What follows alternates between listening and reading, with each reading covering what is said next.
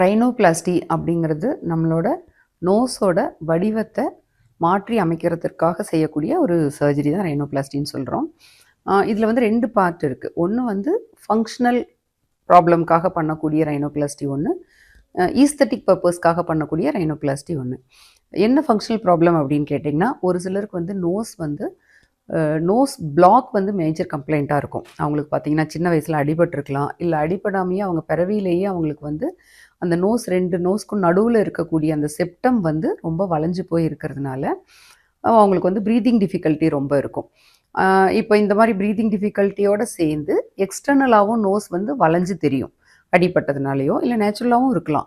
இது வந்து கொஞ்சம் நாள் ஆக ஆக இன்னும் அதிகமாகவும் ஆக வாய்ப்பு இருக்குது. அந்த மாதிரி சமயத்தில் ரொம்ப ப்ரீத்திங் டிஃபிகல்ட்டியோடு வரவங்களுக்கு நம்ம வந்து அந்த செப்டல் கரெக்ஷனையும் பண்ணிவிட்டு ப்ரீத்திங் டிஃபிகல்ட்டியும் கரெக்ட் பண்ணி கொடுக்கறதுக்காக பண்ணக்கூடிய சர்ஜரி தான் ரைனோபிளாஸ்டி ஃபார் ஃபங்க்ஷனல் ரீசன்ஸுங்கிறது.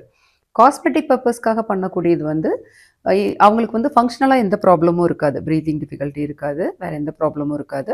பட் ஆனால் அவங்களுக்கு நோஸ் வந்து இந்த டார்சம் ஆஃப் த நோஸில் வந்து ஒரு பெரிய ஹம்ப் இருக்குது, இல்லை வந்து ஆலார் பேஸ் வந்து ரொம்ப வைடாக இருக்குது, இல்லை நேசல் டிப் வந்து ரொம்ப ரவுண்டாக மொத்தமாக இருக்கிற மாதிரி இருக்குது. இந்த மாதிரி பல ரீசன்ஸ்க்காக அவங்களோட அப்பியரன்ஸ் ஆஃப் த நோஸை வந்து இம்ப்ரூவ் பண்ணுறதுக்காக பண்ணக்கூடியது வந்து ஈஸ்தட்டிக் பர்பஸ்க்காக பண்ணக்கூடிய ரைனோபிளாஸ்டி. தேங்க்யூ.